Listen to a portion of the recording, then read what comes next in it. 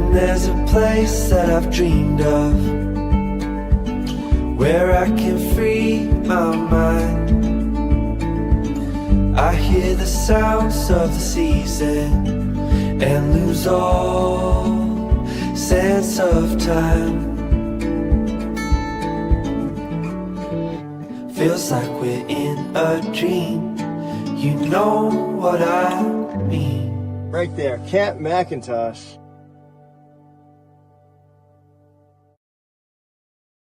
Yes, it is, Mikey. Yes, you are right. And of course, for all those looking to get away and, just have some fun fishing, have some fun eating some great food, and just having some fun, period. I'd love to see you guys up at Camp McIntosh. There's still room available. And I want to personally thank Camp McIntosh for their financial commitment yet again this year. Really appreciate your support, and it goes a long, long way. But big shout out to Camp Mac for their continued support of CFN and all those events that CFN conducts, including this coming, I think it's the 5th annual CFN retreat up at Camp McIntosh. If you are interested to join us in September, we'd love to have you from the 23rd to the 27th. By all means, reach out to Andre and Tracy and get your butt booked in a bed. And then, of course, the good folks over at Horwood Lake Lodge, we still have 2 beds left. There's still 2 beds left, August 9th to the 15th. That is what it costs, and that is what it includes. Again, great fishing, great food, great fun. By all means, we'd love to have you there. And I will say this, Warren and Doris are looking forward to taking your call. So there's the toll-free number. There's the email, whichever way you prefer to get in touch with them. We'd love to see you there. There has been lots of fish caught in the Conquer All Challenge, and Mikey and I are going to be discussing that tomorrow, so stay tuned. But I also want to remind folks that if you are looking for a bump board, the 36-inch is available at Go Large Fish Ruler. That is the email that you need to reach out to them.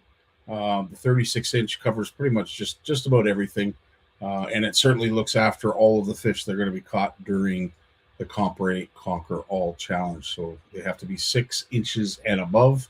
And in this case, it is bang on 6 inches. So $60, and shipping will be on top of that, but you can't beat that with the decal and the rigidness of these bump boards.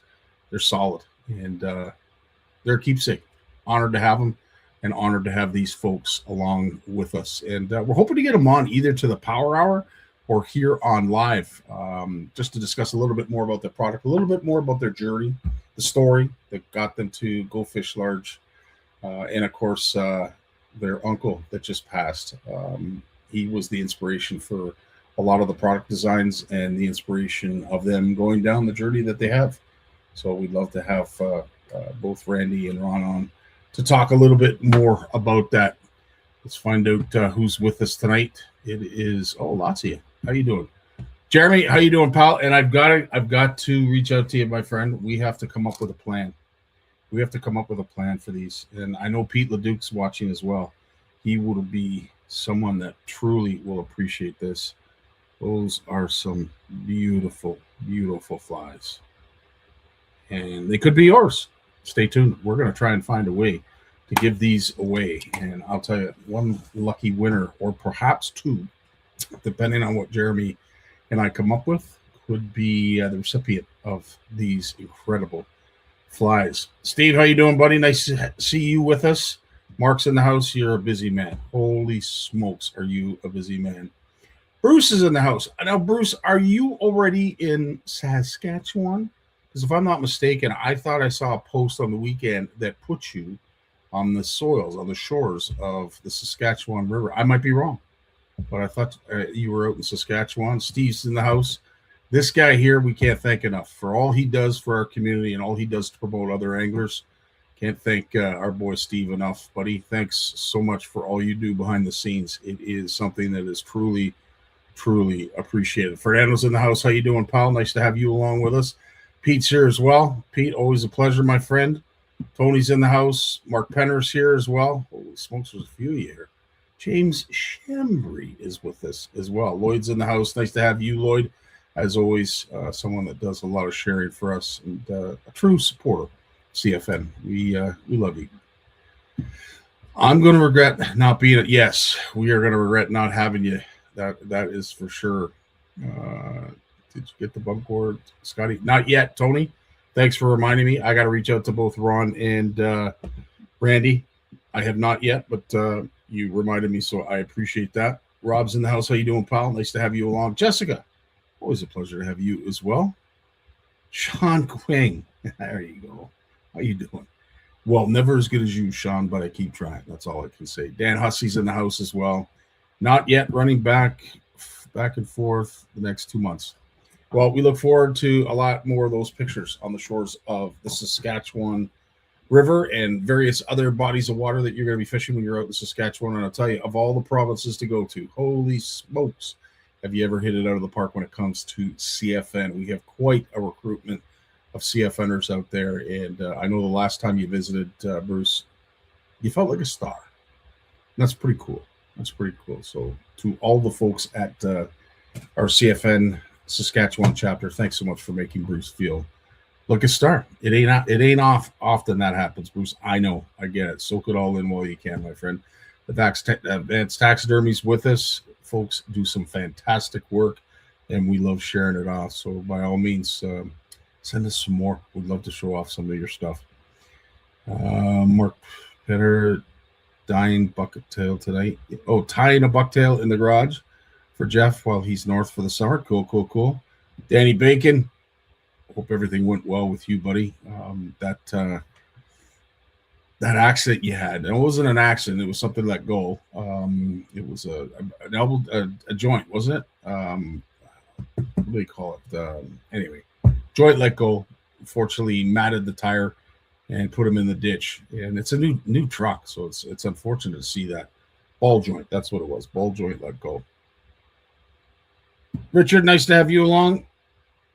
Awesome having you as well. Eve, ball joint. That's right, Danny. Right on. All right. With that being said, I think it's time to bring on the big man. I don't have any big announcements other than we are going to be on Wednesday, Danny and I, for the Power Hour. Of course, Mike and I are going to be doing Tourney Tuesday tomorrow to discuss everything with the Compre Conquer All Challenge. The NCAA Weekend Series will be discussed on Wednesday with Dan, Mike Hudson, and myself. We look forward to that. And, folks, as I said, there's lots of information being shared on the platform. We really appreciate when you show up. Thanks. Appreciate it. Now, here's Big Jim.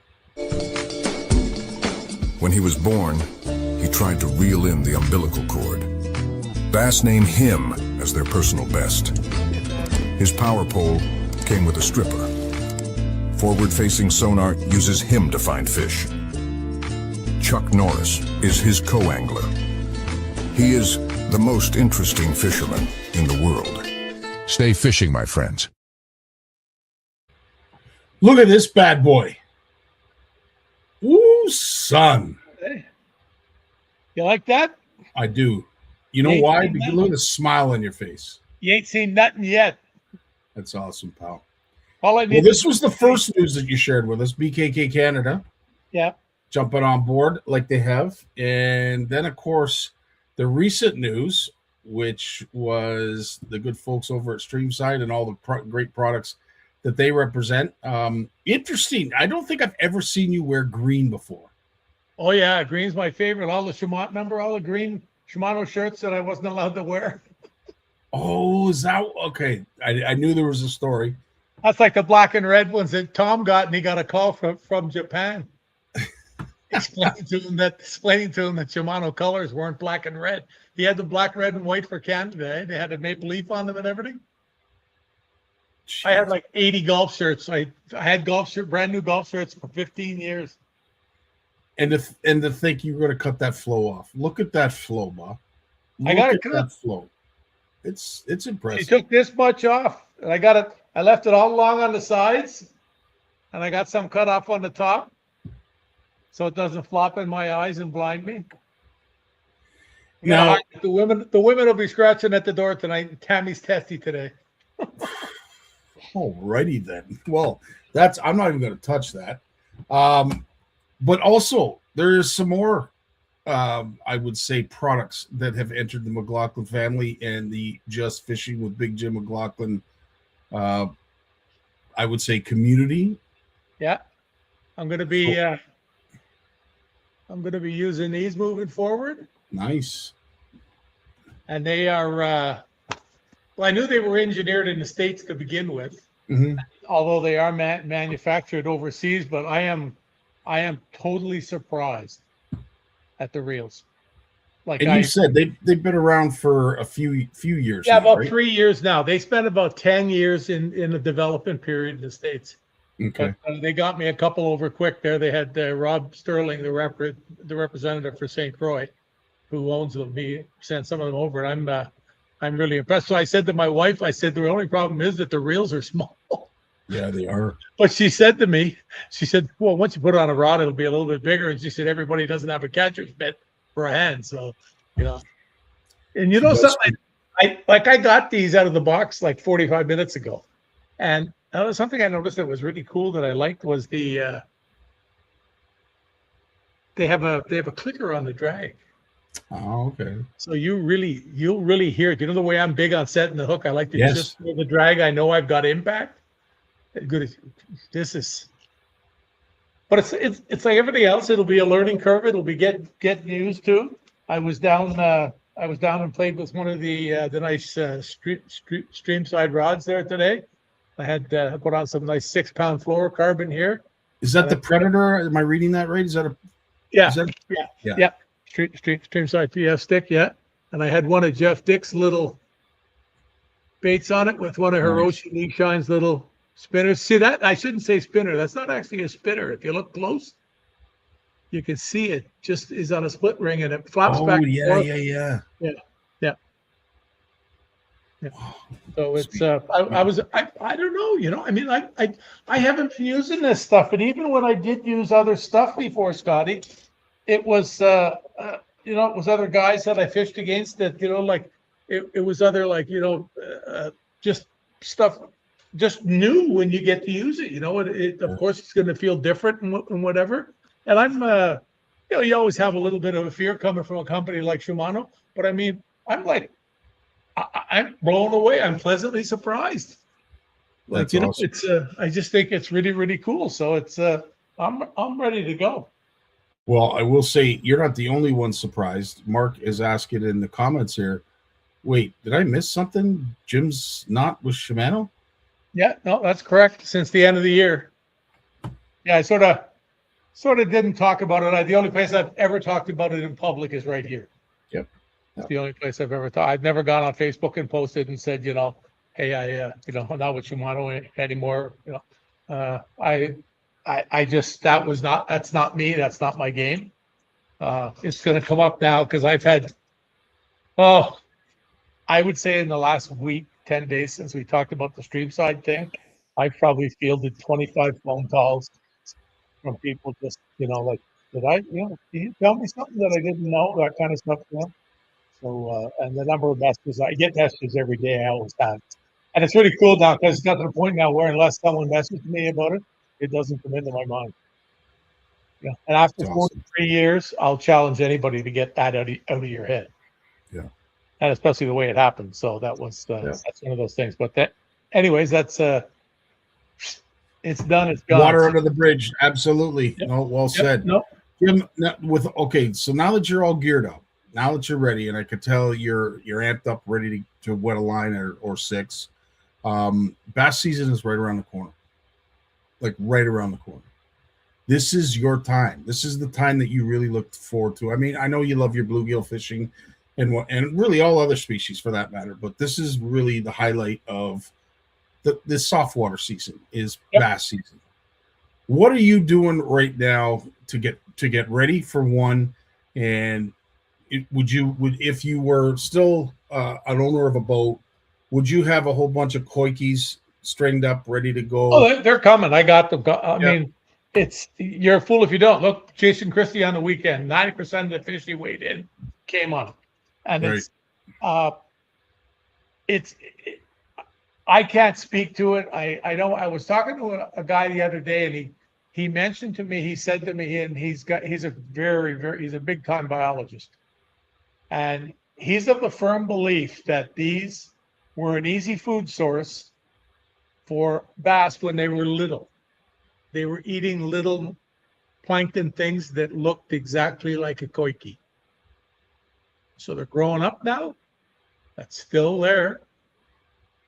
And now they're seeing one the size of my fist. And, well, maybe not that big, but big. And Yeah. so they eat it.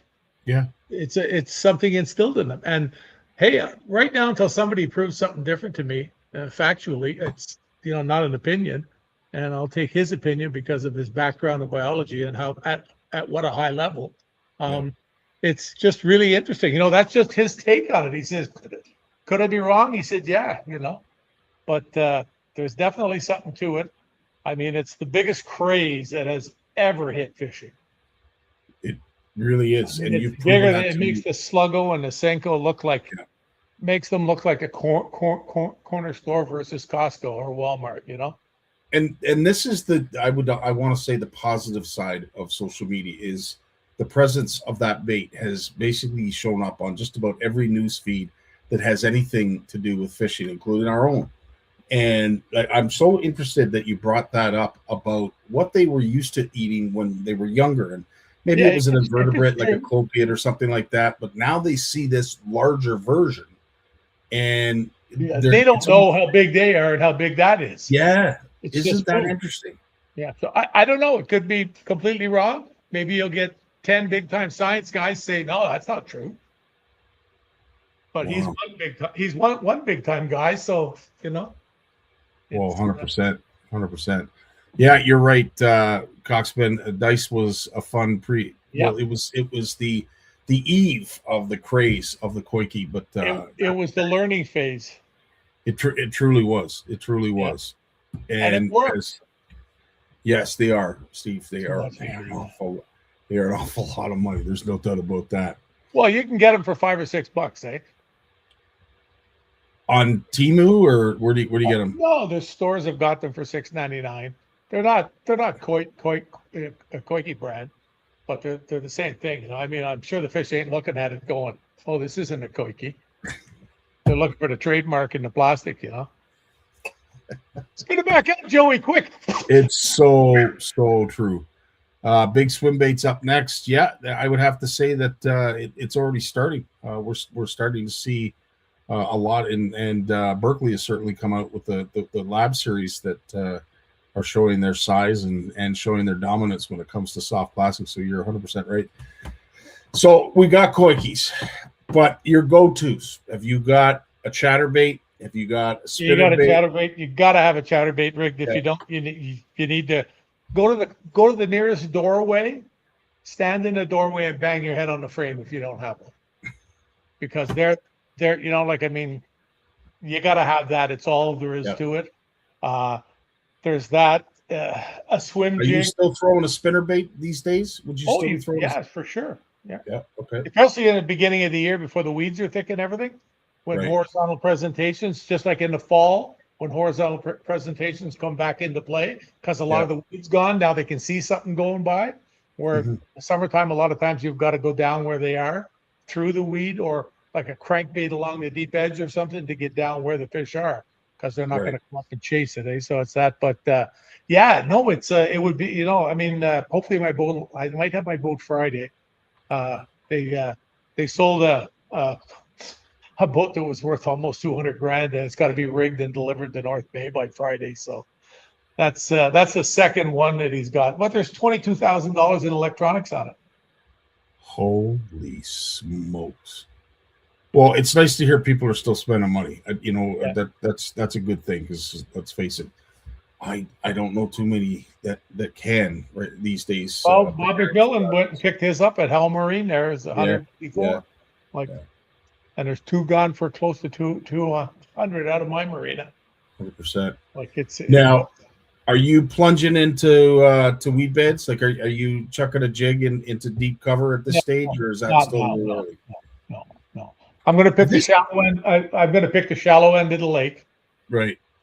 Because it'll be the part where they finish spawning first, and it would get warmed up the most and that kind of thing. But I'm going to pick an area where I know they spawned, and I'm going to be looking at that area, and I'm going to go fish right behind me, just where it starts to deepen off in the deeper water where you find some fresh weed. Only has to be a foot high. Doesn't Right. have to be a lot of weed, but just it's they're still resting up, and it's usually in eastern Ontario, it's usually the single digits of July where the fish, it's almost like you flick a switch where they go from eating to going batshit crazy. And there's about a 2-week period there, the summer peak, where they go ballistic. And that's 100%. when it used to be so much fun fishing. And but you're leading up to that. They're done spawning, they're still eating. They're starting to eat again, but you just got to fish much slower. You got to be more methodical. And what's really important is you got to be where they are. And that's why a lot of people go out at the beginning and, they travel around in the shallows, they throw spinnerbait and they catch a few and they're happy. But all they did was catch the ones that are garden fry or the odd one that's still on a bed or something like that. Right. That's what they don't do. And they're usually not bigger fish. That's why you see the early season tournaments quite often when it used to be largemouths all the time. Everybody had 12 pounds when it was a 6-fish limit because they all had 6 males. They were 100%. garden fry, but it's completely different now. Completely different. This time of year, Texas rig or Carolina rig? Probably a Carolina rig because you're going to want to fish. You're going to want to cover water. There isn't a lot of weed yet. Carolina rig works a lot better when there isn't a lot of weed. That's once the weeds are 4 or 5 feet deep, you can get into that kind of stuff. And this time of the year too, you're still in more of a search mode because you know the route in front of where they spawn. They went there to make babies. They're done. Yeah. Then they have to go rest and they have to eat. So, like I said about looking at that bay where they all spawned, you go in and you see 50 beds. Well, those fish are just out behind you. They're in 6, 8, maybe up to 10 feet of water at the most, I would say. Quite often shallower. Yeah. So we got some questions that we'll get to in a sec. Thanks so much, guys, for your questions. We'll get to those in a second. So on your deck, we're looking at a koiki, obviously, perhaps 2. We're going to have a chatterbait. You're going to have a spinner bait. You're probably going to have something tied up in a Carolina rig. Would you have a Nico rig? Would you have a Ned head put together? Yeah, I might have a Ned. Something smaller, but see, I would use the same purpose, a swim jig. Right. Just like not a big one, like something just something just a lot smaller. What have I got here? I was a good boy today. Boy, I would have rounded. Like something, a smaller swim jig, something like this right here. Okay. It's like I think that's a quarter ounce. No, it's just that happens to be a 3/8, but something like that in a quarter ounce with a little swim bait tail out the back, and it's all you need, Like something and then there's others. I'm getting too many rods again already. Something I'm looking forward to a lot too, and something I'm going to fish more this year is the belly spinners. Mm-hmm. Is this type of stuff. Right. I am going to fish more of this type of stuff. I have a couple of good buddies over here. They don't tournament fish. They're not that breed. They just fish. But, when they're out and they're catching 40, 50, 60 fish in a day, it's time to look up. That's a lot of fish. Like I said to you, you buy a clicker, put it in your pocket. 99% of the people who fish are not having a 60 fish day in a year. Yeah. Everybody thinks when they catch a bunch of fish, they've had a lot. Yeah. It's one of those things. Question from Steve. What about topwater? Yeah, definitely. Yeah. Something small, something like a fish slow, maybe a little popper, something like that. I'm not really geared on topwater at this time of the year, though, because that means they have to come up and get it. And not that they won't, but I'm more convinced that that's slower down closer to the bottom where they're resting. They're willing to feed. They're just not going to chase it. It's like late in the fall almost. You could compare it to the bite. All right. So going back through your arsenal, Coxman is asking when it comes to the chatterbait, what kind of retrieve would you recommend? Would you just let it rip and talk through the weeds, or make it slow and pause? Yeah, I'm big on pauses and vibration. Like speeding up the handle. Just you're reeling the bait in. So I've got the rod, and I'm reeling, turn the handle. I'll just go, and then just go back to the regular thing, or I'll just stop for a second, then do this, and then keep it coming. And I got that years ago. I got to fish in a boat right beside Kevin Van Dam at a press thing. And I watched him fish a spinnerbait, and he was twitching it, vibrating, moving the rod the whole time. There's no such thing as this. That's boring as a fish. They need something to trigger them. Even when you watch me fish a rattle bait, Scotty. Yep. All the little twitches and bangs and whatever. It's just always after you do it, you get hit. It's always the way that it works. It's usually how it works for you. It doesn't work so well for me. I love it, buddy. I love it. I digress. Sean's got a great question, and I love asking these kind of questions to Jim. What's your favorite old school presentation that people think is just kind of a way of the past, but rattle still bait produces fish? Yeah, rattle bait. Everybody used to have a rattle trap or a square bill, which used to be a big O. Remember the old C77s and C78s, eh? Yeah. It's I was just talking to Hiroshi from Nishine, and he's gonna I'm gonna be chucking his frogs because there's nothing that anybody that I'm gonna work with doesn't have frogs. So I'm gonna be using his frogs, and he says I'll send you over. He knew I wanted some baby Chippewas and some other stuff because I caught a lot of fish with Hiroshi's lures. Wow. Like a lot of fish. He makes something fierce good stuff. So I've talked about this before, eh? A lot of people don't realize he made a lot of the original mega bass lures. He was the designer, the Shimano JDM stuff. And when I was at his house with Gord Routcliffe that time, he takes out a box and he's showing me all the packages with his picture on it and everything. You know, it's just the guy knows. He's forgotten more about crankbaits than I'll ever know, and I made a living doing it. You know what I mean? Holy smokes! Yeah. Wow, those are big shoes to fill. Yeah, no, it's true. Oof. Wow, that's impressive. Interesting point and question, Coxman. When it comes to this time of year, Jim, are you 50-50 on sight fishing as opposed to using electronics, or is it just early in the year? Sight fishing can be easier because the fish there's so many of them shallow. And when I was younger, my eyes were as sharp as they came. Mm-hmm. I'd pick out fish. I'd pick out a fish in milfoil in 5 feet of water. You'd just see me looking, and I'd have a bead on something, catching fish like that. But you got to be paying attention to it to do it. You got to be able to fish without looking at your rod and reel or where your line goes in the water, right? And that's why several people have asked me when they fish with me. My head always looks like it's on a swivel. Yeah, I'm always looking, and it may not just be for a fish. It might be for like that stump out of whitefish. I always go by and I say, "Oh, there it is," and I see it way before we get to it.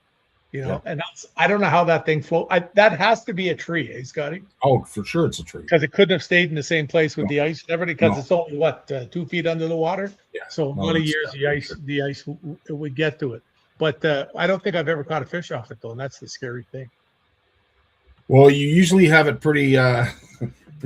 Well, there's no cast for me to throw. Once you've seen it, and by the time the arse end of the boat comes up to it, that thing's it's been retrieved 6 or 7 The weeds times. are gone, the fish is gone, the algae is for sale sign. Absolutely, yeah. I'm just except for last year. My thumb. It was tough. There's no doubt about that. Jordan, you don't realize my head over that, eh? It still hurts. It still burns today. I'm sure you'll find a way to get over it. So with that being said, obviously baitcasters is your probably go-to. At this point. There's not too much. If I chuck a net, it would be on a spinning rod. Yeah. Or a little swim bait, like on an 1/8 ounce head or a 3/32 or something like that. Little 3-inch swim bait, something smaller. Even a swim jig, you want to maybe trim it up a little bit, do some smaller stuff with it. And although everybody tells you hair is a fall thing, there's nothing wrong with swimming a hair jig. There's nothing. They say that fall hair is a fall thing. Interesting. Well, they always said cold water. So it was basically the fall when everybody used to pull out a hair jig.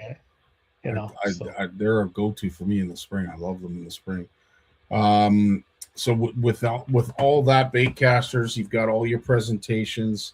Obviously, here's the educational piece. Are you targeting bass that are in their beds this time of year? If we're not fishing tournaments, if we're not fishing for money, are you going out and sight I didn't think so. Yeah, Nope, didn't think I so. won't do it. No. I won't do it. It's just I can't think of the last time I caught a bass knowingly off a bed. Like went and looked and said, "Ooh, look at you," you know. Yeah. Well, look at the big one I had out here for 2 or 3 years in a row. There, right in the corner, right would be where the nose of the boat would be, right off the edge of the seawall there. Yep. That was a big fish. That was a 21-inch largemouth. Yep. That was a And, big, really big fish. You know, I mean, the bed that the thing made was the size of my desk. It was ridiculous. I've seen times where it spawned, and then I went and looked after, and there was another bass using the bed that it had used, and there was 2 more in the same spot because it had cleared such a big area. The one year there was actually 3. They were right in a row, and they were all like 2-pounders, you know. Yeah, I've actually gone down with a panfish jig and caught the rock bass in the pan and the bluegills away from the bed, catch them and chuck them further out. Is that right? Wow. Just that poor bass is sitting down there, No chasing kidding. them away. Yeah. No kidding. And with all the coarse fish, all those panfish that you got in that harbor, that Oh, bay. Look at the fish. You see how many there is the kids catch. I was surprised there was no kids caught 60 or 70 this year. No, but you know There what? was For no the 12-year-old girls. well, that there's that too. That's what it seems to take. Yeah, you're right. A lot of the girls are the big winners, and they're the ones It that are was catching cool. all the fish. But Yeah. still, no slouch. I mean, I think the top one was 36. Got 36 Yeah, fish. There was 36, 39. Other quite a kids. few in the 20s. The key Yep. is, as you say, you know, you got to keep them entertained, and as long as there's fish there and they're nibbling, you know what, you've got a kid that's engaged. Some in of fishing. those pictures, Scotty, of those kids looking in the water. I don't forget them. I go back and I look. I've some of them I've looked at like 20 times. It just touches me. It's so cool. Yeah. Watch the way they look in the water, and I think of myself, that picture with me sitting with my mom down the canal. It was the same thing. And then all of a sudden, it's a lifetime, and you know, you get to enjoy it that long. It's just really, really cool. 100%. Yeah, no, it's cool. Well, we don't want to keep it too long, but Yeah, I do probably got to go for a ride here. So Oh, I hear you. What have you got planned this week? I'm working on the paper. I just finished up a whole bunch.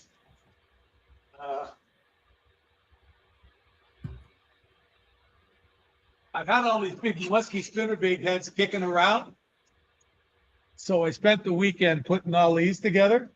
There's a sea of them there. So they're going over to Dan and pick there before the weekend. But I've got that's some of Jeez. the bigger ones. Holy smokes. Somebody will be getting the grab on them, and I'm going to spend. I got to get the rest of the logos. I got to bug people again for the logos for the deckling on the truck, because I want to get that done sooner than later. And working on the paper. Tammy's at the quilting, so that means I drive her to Brockville in the morning. I come home. I work in the office. I drive back to Brockville and bring her home, and I do that 3 days in a row. So that takes up, 2.5 hours each. Well, 2 hours each. It's about an hour each way. So back and forth. That's 4 hours a day gone right there for 3 days. So. And the magazine's going to have a whole host of new ads in it, which be interesting to see. Yeah, we got a lot of new stuff. Yeah, so that's good. I've been working on them. But it's an exciting time, Scotty. It's so like they said, when Well Tom deserved, Brooks asked me, pal. "Are you ready? Are you ready to sit on the couch?" And I said, "Not a chance." Attaboy. So yeah. So Well, you know what? Go sit on the couch while you can. I know you got to get going really soon, so we don't want to keep you. But as always, Jim, thanks so much for everything you do for our community and everything that you do for CFN. Can't thank you enough. listen to the sound of it. How tight it is, eh? It is, yeah. I really like that. And like I was joking about to you before, I've never seen a box this strong. Well, we'll have to do a weight test. Okay, you ready? I could stand on this box. Well, let's not do it now. You got to get going. I don't want to see you fall over. I mean, I think if we put a piece of wood on it to give me a place to stand, that might it help. would Yeah. support my weight. I've never seen a box this strong. And it's really cool the way it is. It comes apart. Look how tight it is. And at this stage, I don't know if we're selling the box or we're selling the reel, but needless to say, Jim is My impressed. Vanna White. Right on, Paul. We'll let you go. You take care of yourself. All the best. Be We safe will out chat. there. Catch some fish this weekend. There was something I wanted to say today. I should have wrote it down. Well, we're back here. I'll next remember at, I don't know, 7:43. So week. Sounds good, pal. I'll You put take it care of yourself. in the thing there if I remember. Right on. Be safe We out got- there as always, and be sure you got all the stuff in the boat, like your life jacket. True enough. I saw somebody posting a video the other day taking their kids crappie fishing, 3 kids in a boat, 7, 8, 9, 10, 11, maybe in that range. Not a life jacket to be seen. And they're driving across the lake in a big fancy boat with a giant, not a deck boat, but the next best thing to it, something like a Yeah. deck. Looked like it might have even been an old pontoon boat that they had done some work to or something. But Yeah. I know pontoon boats are a little bit safer, maybe, but still, kids, you got to have a life jacket on. Amen. I do too. Amen. Yeah. So Absolutely. All the best, my friend. You take enjoy care of getting. yourself. Peace. We got Lawrence coming up right after a word from our sponsor.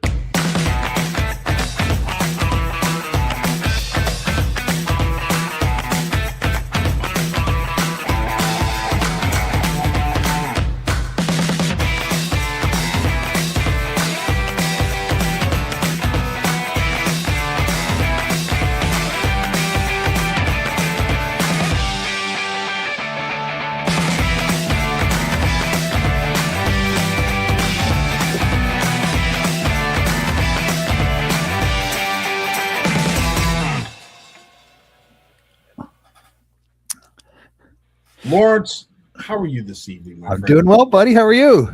Right on, pal. Good, good, good. Always a pleasure to have you here with us. And of course, you look very excited, full of all kinds of spunk and energy and what have you. So I will let you lead the conversation. I do believe we're going to go back down the road of the Great Lakes Fishery Commission. Is that correct? I got a bunch of things here I've been thinking about. So I got a little list, so we'll whip through it pretty quick. But first of all, the excitement in my face is I've mastered the art of walking 3 dogs at once.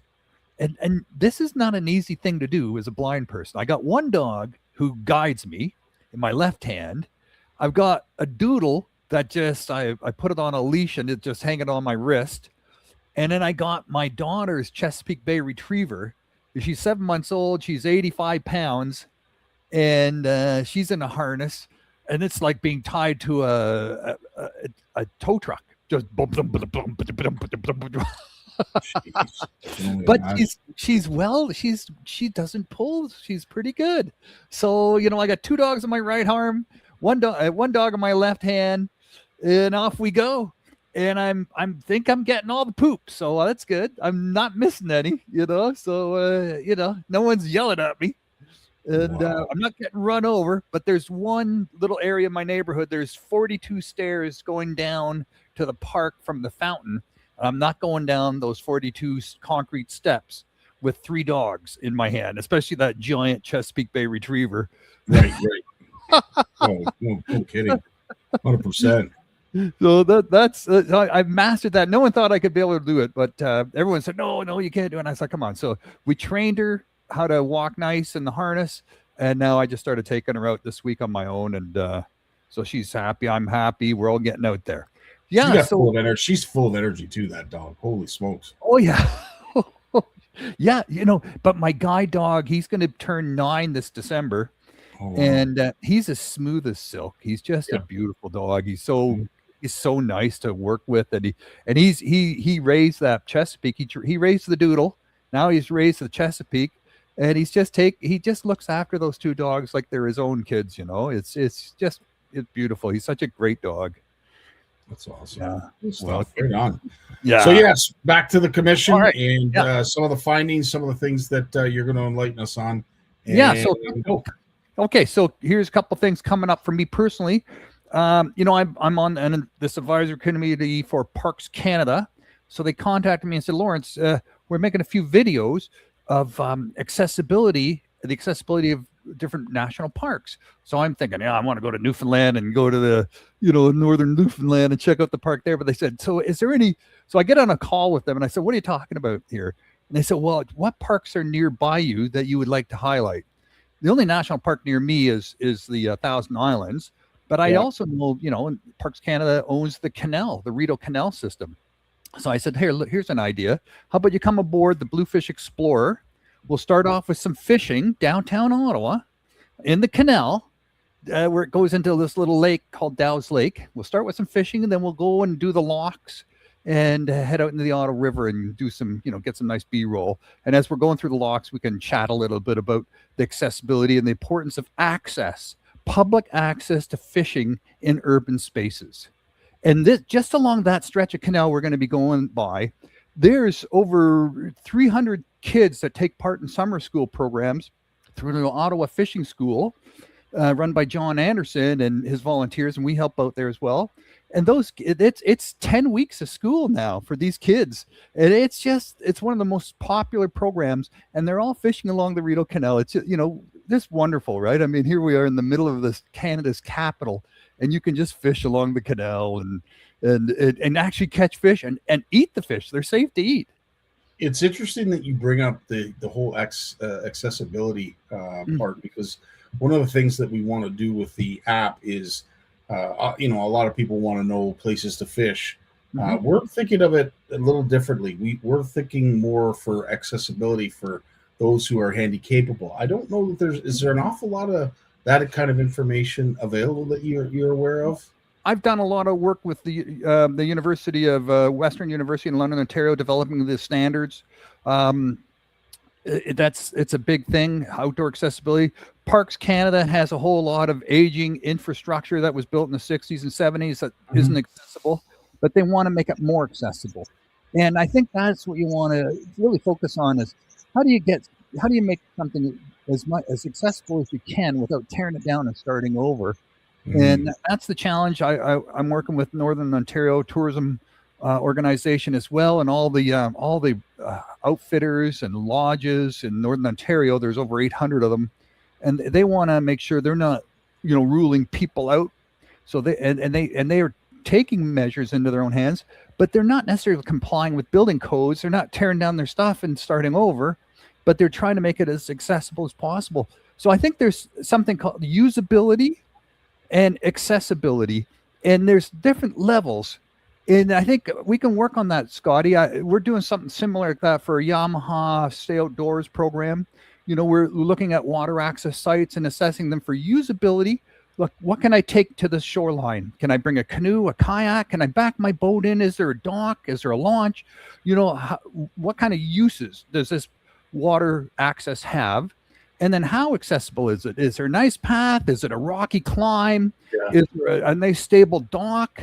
Is the dock wheelchair accessible? So there's a bunch of things you can look at around that as well. So, I appreciate the help with that, because this is something that we thought of right away when it came to, adding different things to the app that I think a lot of anglers, especially new ones, like to know. I mean, obviously everybody wants to know where can I take the kids fishing? Where can I go make sure that, it's not a waste of my time driving to wherever it is and that there's going to be fish? Well, the unfortunate thing is there's no guarantee with that, as we all know. But it would be nice to be able to tell folks that this is a kid-friendly, accessible area. This is, for handy capable people. This would be a great selection if you want to bring your dog, that kind of thing. To provide that kind of benches, maybe there's park benches for grandma and grandpa to sit on. Exactly. Little things like, because for 27% of Canadians report having some sort of disability or another, and once you're over 65, it goes up to 40%. Most of that's back and hips and knees, and so having a place to sit down, a bit of level access, you can benefit a lot of people just by identifying those sorts of things and keep people in the sport longer, because there's just that little bit of accessibility that they needed to make it an enjoyable day for them, right? Well, we'll definitely lean on your guidance and knowledge when it comes to making sure that kind of information is available on the app. I really appreciate that, Lawrence. Let's work together on that, buddy. It sounds like a plan. Absolutely. So with that being said, obviously you're going to be taking these folks out to show them a thing or two. And we're going to make a little film, and that'll be on the Parks Canada website. and we'll put a link out to that as well. Little shameless promotion of the Bluefish Explorer. But you know what? There's nothing shameful about that at all, buddy. Nothing shameful about that at all. No, What is interesting though, you said when you were having those meetings with the Great Lakes Commission that fish wasn't mentioned a lot. The word fish didn't come up a lot in conversation. No, you just jumped ahead on my list here a second. Let me Oh, did I? I'm sorry. Yeah. Okay. Let's get to that in a second. Hang on. I got a list. Okay. Here's another something that just came up around the same issue. Rick Hansen. Remember Rick Hansen, man in motion, Absolutely. rolled a wheelchair around the world, right? He was the guy, right? And he was raising money for spinal cord research so people could walk again. Anyways, he switched his focus on accessibility. How can we make the world more accessible, built environments? And now he just recently launched a space on his website, on the foundation, the Rick Hansen Foundation website, where he's doing outdoor accessibility as well. And there's a family of a young man who is has a number of different disabilities, and they gave Rick Hansen Foundation a chunk of cash to build a fully accessible fishing boat, with wheelchair lifts, the whole 9 yards. This is for the West Coast of Canada. Oh yeah, man, it's a beautiful boat. So he's out there on his fishing boat, man, and that's just gorgeous, absolutely gorgeous. So that I think that's I have to ask, and forgive me if I have this wrong. Yeah. How old would Rick be now? Oh, that's a good question. Look, he wasn't that young back in the day. He was probably you're right. in his 30s. He was, and that was when did he do this? All the 1980s kind of thing. 80s, He went around the 80s, early 90s. Yeah. So I had another 40 years onto that, almost 50 years. So he's probably in his 70s. So but he's in good shape. He started that whole sturgeon tracking process in the lower Fraser River. That was him. They were going to close the whole fishery down. He said, hang on, let's not get ahead of ourselves. Let's turn these anglers and outfitters into scientists. And he got them all tagging equipment and scanners, and they've been Rick scanning. Hansen did? Yeah, that was his baby, man. He pushed that. He pushed for that. And when Rick Hansen can get a crowd, he can get people to listen to him. And he started that whole sturgeon tagging science-based recreational fishery that's still going on to this day. I had no idea it was Rick. Wow. Yeah. He just had to, and he had talented. And this spring he had the DFO Minister of Fisheries out on the boat with him for a little tour, and that helped clinch to keep the salmon fishing open this season. He had a few words with her and talked about the importance of fishing to the communities out there, the coastal communities. So real ambassador. I think we got to recognize this guy a little bit more for the work he's doing, and just fantastic. Without question. Yeah, without question. I had no idea he was this involved in the fisheries. Yeah. This is loves fishing. Fishing. I've never met him, but I wanted to get him in my documentary, but we didn't. He's always jetting around, going somewhere and doing stuff, right? So anyways, he's a great guy. So I just wanted to mention that quickly. And AMI audio on cable TV and the internet, they have a podcast they did featuring Rick Hansen and his new boat. That's going to come out tomorrow, and they got me talking about it too. And so we had a good chat about that. It's a 30-minute podcast, and what's it called? Yeah, just Google Rick Hansen AMI audio. It's coming out tomorrow, so you should be able to get that podcast. And it's an interview with him talking about his new fishing boat and outdoor accessibility, and a few comments from me thrown in there. I don't know what I said, but they recorded me, so I haven't heard it yet. We'll see. If you could share me the link, I would love to share that on our community. All right, I'll shoot it over to you. Yeah, Absolutely. It'll be out. I'll shoot it over to you, buddy. Now, not jumping ahead. Yeah, just going back. Okay. So the next thing on the list is Yeah. this is the 50th anniversary. We're changing the channel here a little bit, and this relates to our last newsletter of June 1st. It's about responding to toxins and issues of impacting our fisheries and the water quality. And it was 50 years ago, just this month, that a oil barge on the St. Lawrence River hit a shelf, cracked open, and didn't realize it, and just kept going down the St. Lawrence River for another 8 kilometers as all the oil spewed out of its tanks. and 300,000 barrels of crude oil went into the St. Lawrence River. Some of it went under the ice, and it spread throughout the whole 1,000 islands and beyond. And if it wasn't for the response of thousands of volunteers who went out there with sponges and towels and anything they could get their hands on, just took work off and started mopping it up. And it went on for months. And you can still find this crude oil 50 years later. You can still find it on rocks in the St. Lawrence River. Wow. Yeah. It could have been much worse. It was bad. Lots of birds died. We don't know how many fish died because you don't see that, but and they don't look for it that much. But it was an epic eye-opening experience that started Save the River. It's an American organization that I'm a board member of, and they're doing good work. I really love Save the River, and I'm really honored to be on their board. And I learned from them, they learned from me, and it's just great group. That's awesome. We did a podcast with them, and that's just came out in Bluefish, the Bluefish Radio Show, and it features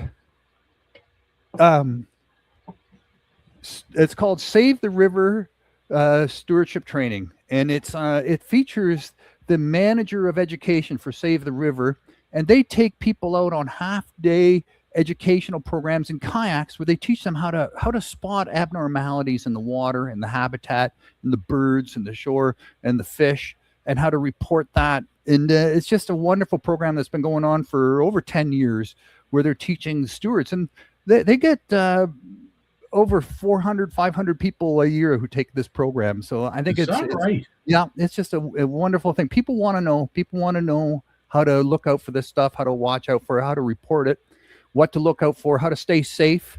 If you see some of these problems, what to do to report it without getting hurt. So it's a good program. We're building on that with some funding from Freshwater Future. Bluefish Canada is going to expand on that a little bit and create some more protocols that anglers can use. So stay tuned for that. And check out the podcast. There's another podcast we did with a Wallaceburg Advisory Team for Cleaner Habitat, and they call it Watch, and it's on the St. Clair River. And you remember in the 1990s, they discovered those toxic blobs in the bottom of the St. Clair River. Remember those blobs? Yes. That were moving around? So yes, that's when they started the Watch, and it involves an angling community out there that's really involved in observing and monitoring for this sort of thing. And I recorded this podcast with her, put it in the newsletter, and just around the same time, a big oil company there just reported an oil spill, and thousands of gallons of oil was released onto the St. Clair River. And, it goes into Lake St. Clair and the muskie fishery there and the Detroit River. It's just they're cleaning it up. They got barges out there and all the different equipment to sort of retain and contain the oil spill. And it's not as bad as it could have been, but it's, these things are still happening. And So, really, I mean, for folks that aren't from that area and don't know, there's a lot of industry down by the shores of the St. Clair River, as well as Lake St. Clair itself. So it is very fragile, and unfortunately, it's a bad situation that could be a lot worse if, unfortunately, people didn't care. Unfortunately, if people didn't care, because I know there's a lot of care that goes into making sure that a lot of those contaminants stay out of the river. But it's a good thing that we are diligent. It's a good thing that we are looking after some of that stuff, because there's a lot of toxins down in that area, and that river I don't think has ever been cleaner than it is right now. It's in wonderful condition, barring this latest oil spill, but there are still industries that have contaminated a lot of the shoreline, a lot of the soil along the shoreline, heavy industry. So it's still an area of concern, what they call an area of concern, where contaminants still exist that needs to be cleaned up. And this is where the Great Lakes Executive Commission comes in. They handle how to identify these areas of concern in the Great Lakes. I think there's about 12 on the Canadian side and another 28 or so on the American side. I think about a dozen are on their way or well on their way to being cleaned up, and there's a whole bunch still to be done.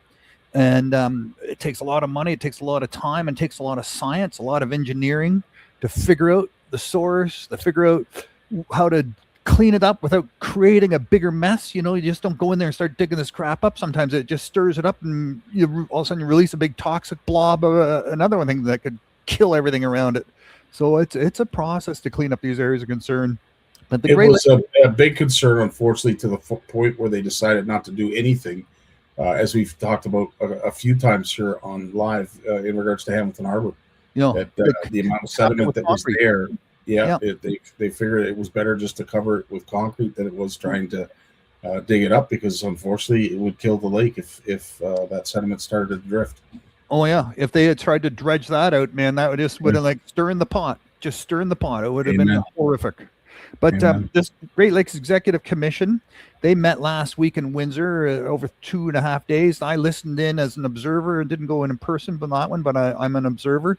And just wonderful news, great scientists.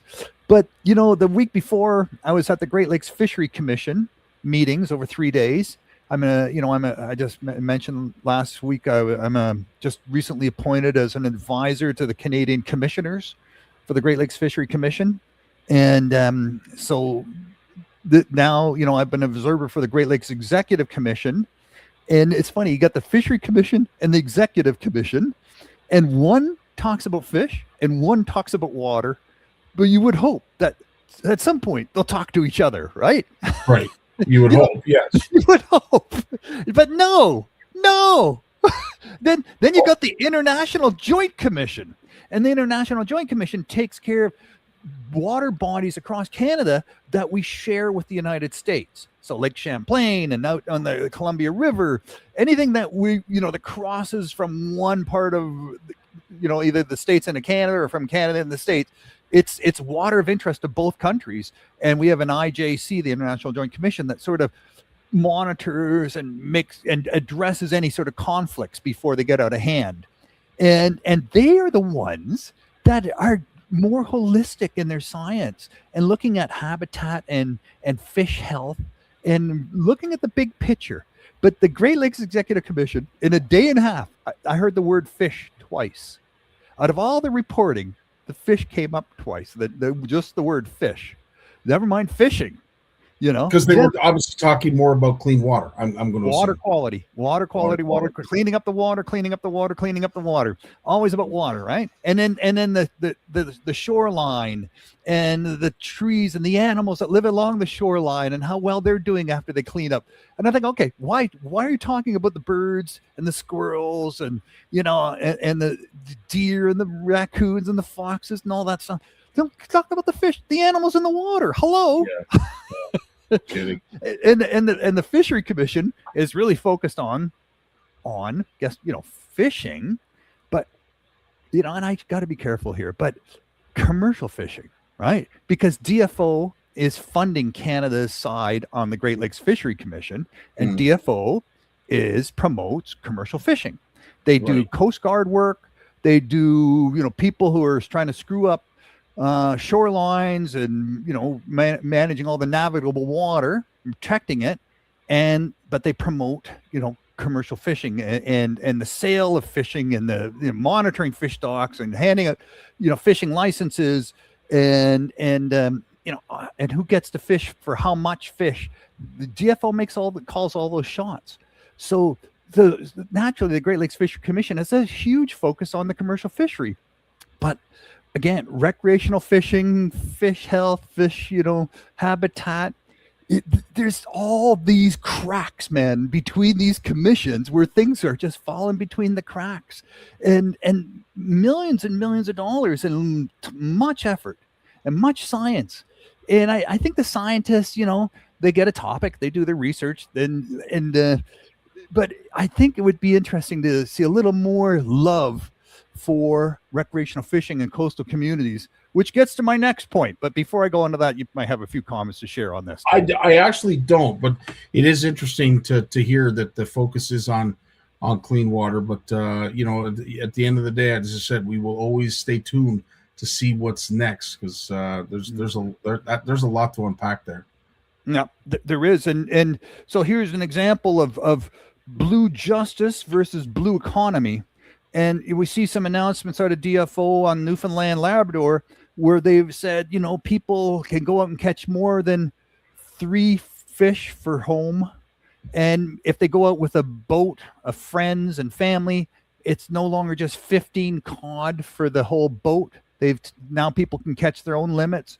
So they're starting to say, hey, you know, people who live by the coast, you can now go out and catch some fish and feed your family with and stock your freezer and enjoy the bounty of the codfish returning. And they are returning, my friend. They are returning. They are tons of food out there for them to eat. They're finding out there's lots and lots of predating opportunity for them now. And their population is growing, expanding. They've passed the tipping point, it seems like, where they were sort of stalled, and now the numbers are increasing quite significantly. And where they've tripled or quadrupled the quota for the commercial fishing, and now they're talking about adjacency, and people in these communities are saying, okay, we can go and catch our limit to put in our fridge or our freezer and bring home and feed our families, but we want to get back to fishing. And there's a whole association of small-scale commercial fishing from these fishing communities all around the coast of Newfoundland and Nova Scotia and Labrador, who said, look, we want, give us 5%. Like you're increasing the quota, but you're not giving us the opportunity. We live by the shore. We are people from the sea for 500 years. Give us our chance to have at it, you know, like we did for 500 years. And they're only asking for 5% of the commercial quota, and they're being stonewalled.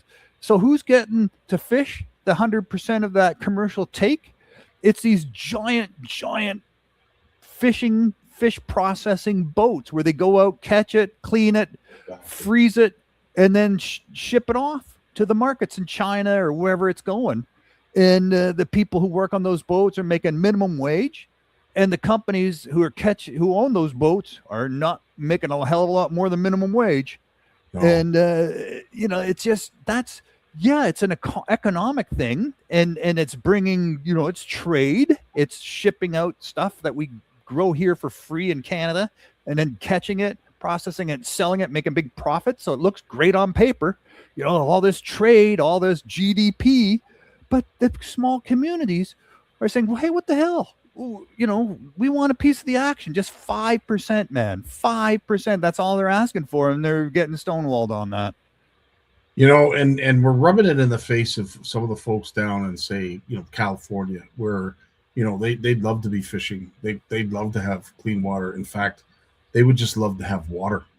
You know, some of the, and I don't want to lay blame, but when you're running out of water to the point where your lake is pretty much dried up, and that lake is called Lake Mead, and Lake Mead is responsible for not only providing a lot of fresh water for locals in that area, but of course it runs the turbines and it keeps the hydro on.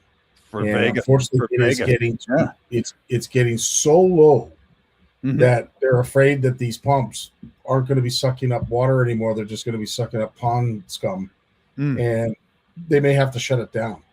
Scotty, there's some reservoirs in the United States and the Rocky Mountains. They've had so little snow and so little rain this winter.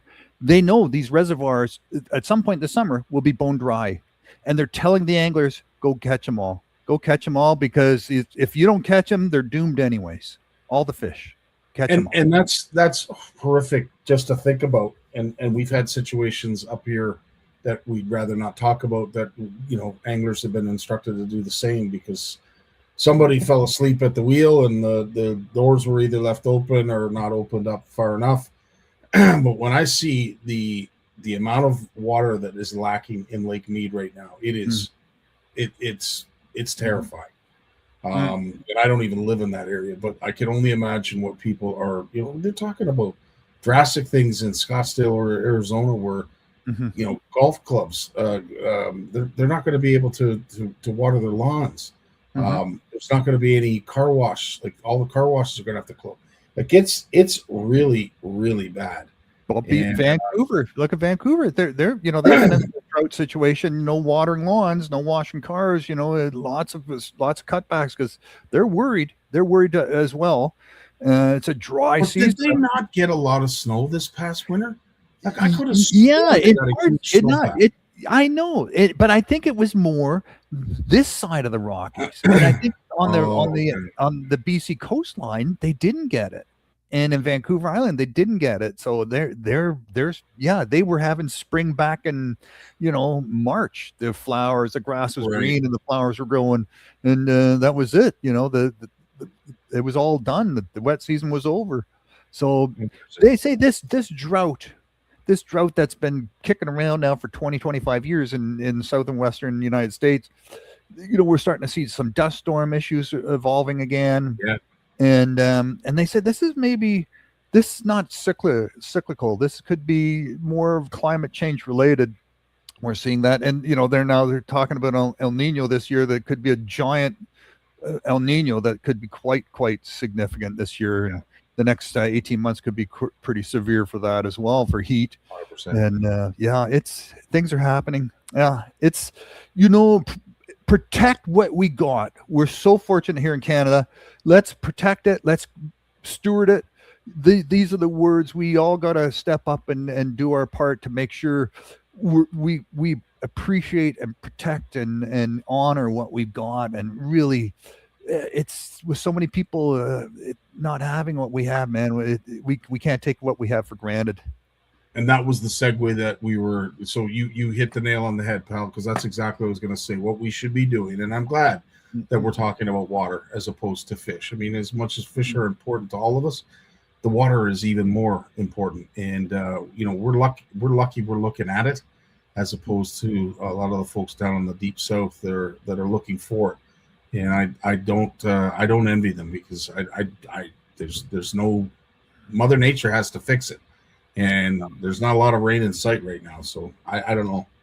Well, one thing for the Great Lakes, the rule is that we have agreed to with the United States is that if you take water out of the Great Lakes to put in your water pipes and run your industry, it has to go back it has to be treated and put back into the Great Lakes. Right. That's the rule. Kitchener, Waterloo, you can't build any more houses because there's no more water. They do not have sufficient water to expand any more housing developments in Kitchener, Waterloo. And they're one of many communities that say, hey, let's just dip a little straw into that Great Lake there and suck some out, and so we can keep building. And I said, and then what? You're going to suck in this giant amount of water, and so you can build all these houses and feed them with water, and then you're going to process the sewage and do what with it? Dump it into the Grand River?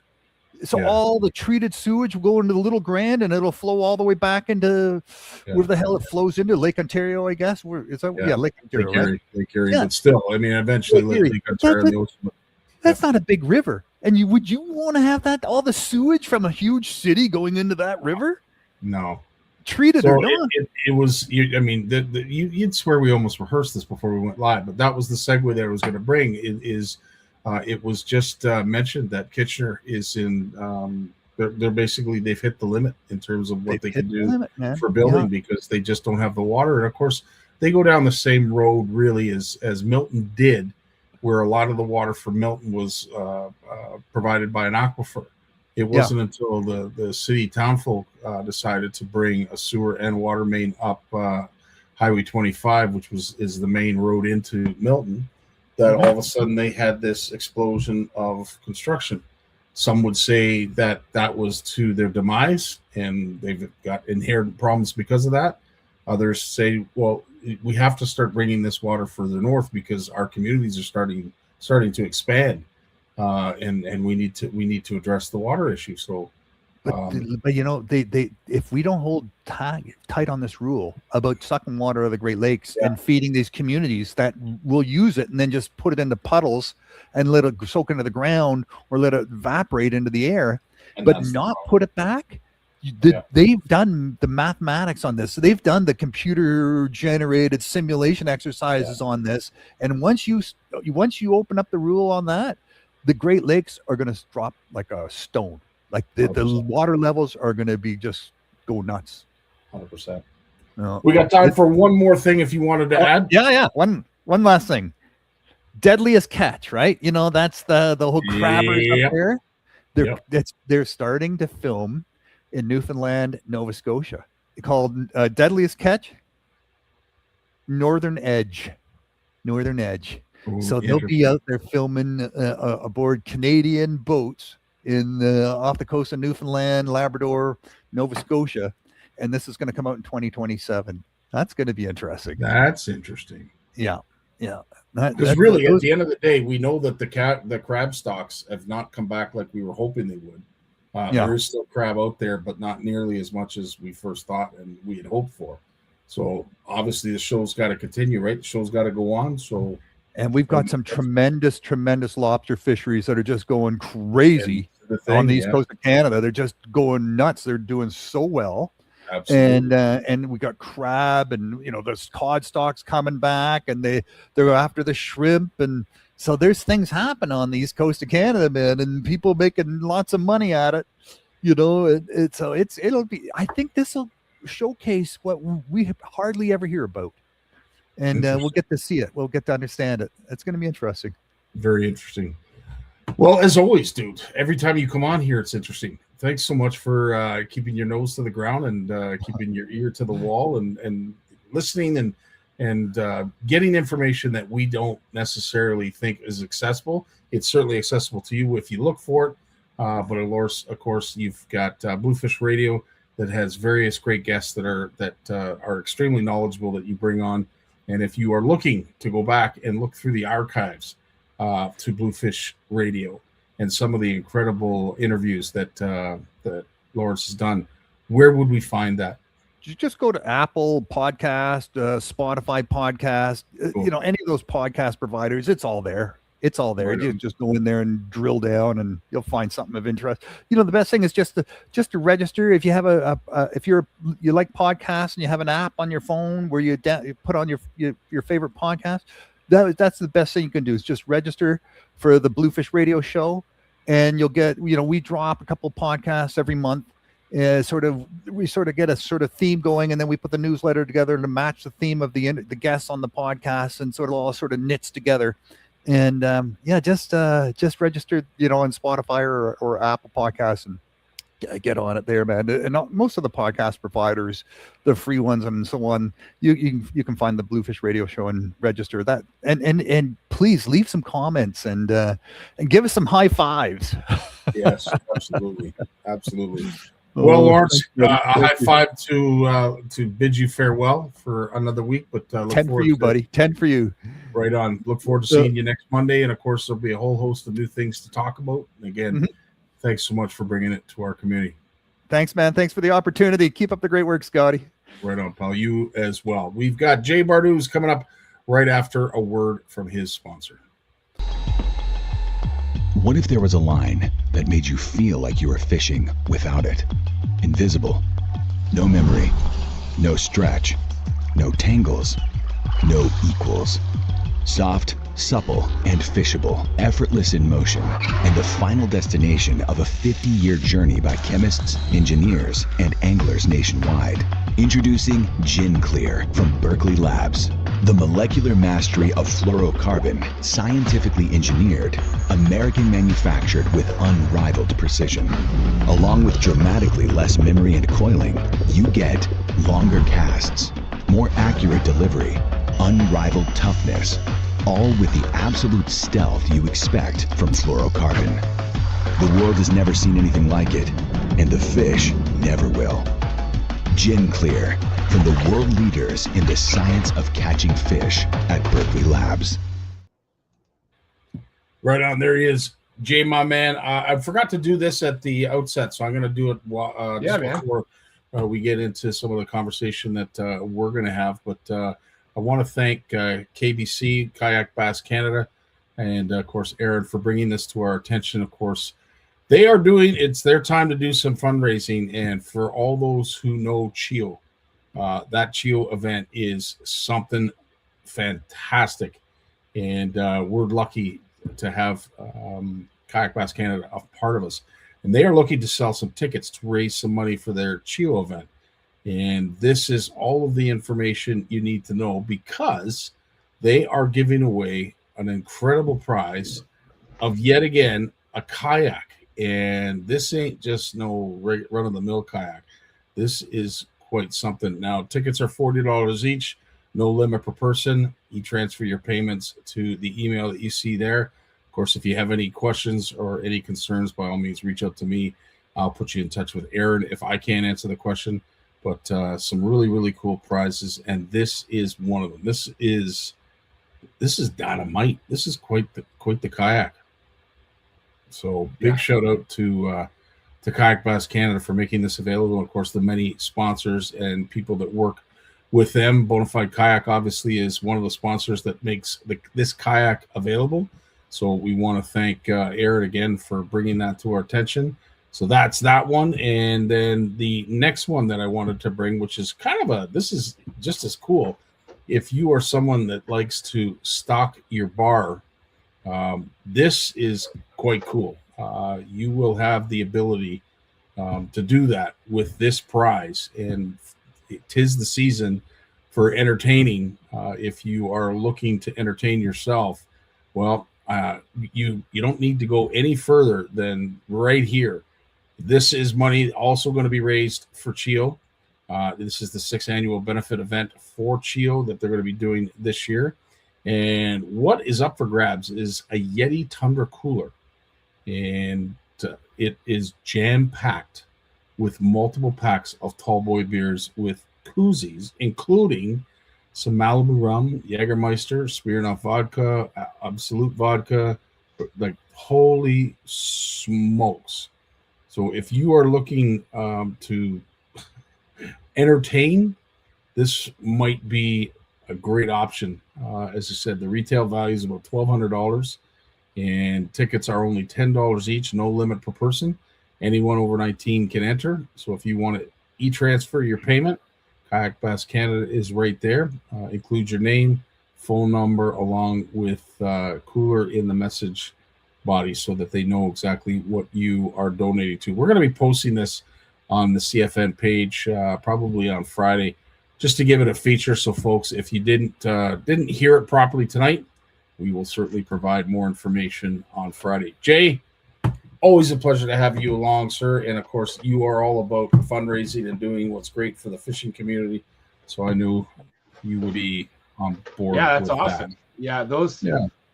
Aaron and Jay and those guys out there, man, they do a good job, like it with Kayak Bass Canada. And it's one of those things that we live in a great province. It's just so damn big. I don't get to go out there enough. That part of the province. It's so true. They have an incredible following, especially, anywhere basically Eastern Ontario. So, and they run some great events out there and a great organization. They're always doing some great stuff for people. So it's awesome, man. Smart, very smart of them to do it that way. And the CHIO event, it's dude, it's one of those ones that it's on my list that I will go one day to their CHIO event. I just need to stop working so much. That's my problem. But if I always joke, I got 9 years left in the shop, and if I get a chance to retire, these are all on my list of places to go and people to fish with when I got more time. True enough. With that being said, George sent this to me this weekend. I don't know if you saw this link. It was interesting when it got shared with me, and I want your take on it. Join us on Wednesday, June 17th, 7 p.m. for a seminar led by Joel Zhang from Carleton University, PhD candidate. This seminar will explore past and current research on black bass nesting, ecology, evaluate the evidence behind protected areas, and outline what is needed to make this part of the fisheries management tool. That's him there. And of course, he's done a lot of research on this. Very respected individual in that community. And I know, Jay, you can touch on that. But what I find interesting is we have sort of opened it up, this area for catch, photo, and release bass fishing. Is this the right time, in your opinion, to start doing research like this, or should we have maybe done this before? Well, it basically the research that Joel's working on, that I understand from what I've read, is that Joel's working on, what is the value of having fish sanctuaries? And, fish sanctuaries come in different forms. So in the case of the Rideau Lakes, so where Qubbs is, the Queen's University Biological Station, that's right in the heart of the Rideau Lakes. So it's on Lake Appinicon. And it's, there's some of the lakes out there, they've cordoned off these basically embayments that you can't fish in. And Okay. so what they're doing is Carlton, this is in the Steve Cook lab. And so Joel's studying what is the value of these sanctuaries, and are they being effective as a management tool? And I think this is good timing because Good.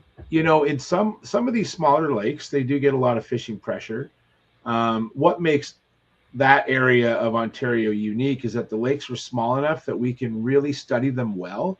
The bigger the lake, the more complex the lake, Scotty. So if you want to look at the impacts of just about anything on a lake, some of the work that's gone on there, looking at spawning bass, and then the sanctuary work, and so much more, they're able to do that in these smaller lakes and really dial in some of the science around that. Now, in smaller lakes, we can't consider all the factors that go into, because as bigger lakes, like we'll use the Kawartha Lakes as an example, they're much bigger and they're much more complex.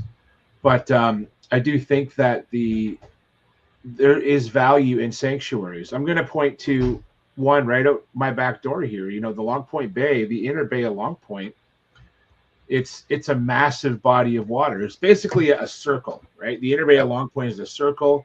You have Big Creek coming in from the west. You have Turkey Point, and then Ponahawk Point come around, and there's a big sandbar that runs between them. Now there's a channel in the middle that boats can use to go in and out of the inner bay, but the inner bay is basically about 6 kilometers across, just a big shallow circle, and it's mostly sand bottom. And half of that inner bay is closed every year from basically from Mother's Day weekend until the opening of bass, which is the 4th Saturday in June for Zone 19, which is Lake Erie. And the amount of bass that are caught and harvested, not just caught and released, caught and harvested in the inner bay. And I speak from experience. I grew up here. I ate a lot of smallmouth bass. My grandfather and my dad and my uncle, we all harvested fish from the inner bay. And it's a rite of passage if you live in this area. This is what people do. They go out and they catch bass. And the fact that fishery can sustain itself, and I attribute a lot of that to that sanctuary. Now, the sanctuary, for listeners that don't know, when you say sanctuary, there's no angling at all. Mhm. Boaters can go through the sanctuary. You Mhm. cannot angle for anything. You can't target, you can't wet a line in there. If you're caught wetting a line, you will be fined.